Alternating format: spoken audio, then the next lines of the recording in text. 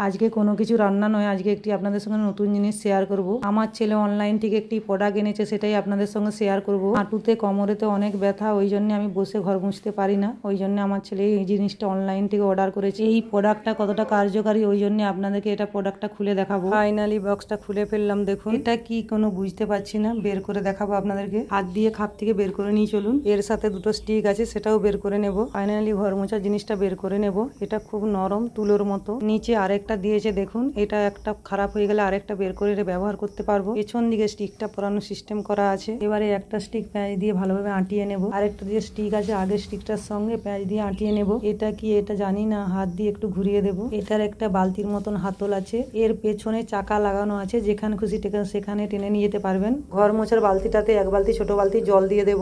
এবারে স্টিকটা জলে ডুবিয়ে আরেক পাশে রেখে উপরের দিকে একটা সুইচের মতো আছে, এটা নিচের দিকে নামিয়ে উপর থেকে চাপ দিলে জল সব নিচড়ানো হয়ে যাবে, আর হাত দিয়ে নিচড়ানোর কোনো দরকার নেই। যে সুইচটা নিচের দিকে নামিয়েছিলাম সেটা উপর দিকে উঠিয়ে দেবো। ফাইনালি ঘর মোছার সময় উপর দিকে সুইচটা উঠিয়ে দেবেন। এইভাবে ঘর মুছুন আর সুস্থ থাকুন। এই ভিডিওটি যদি ভালো লেগে থাকে তাহলে একটি লাইক এন্ড সাবস্ক্রাইব করবেন। Bye bye.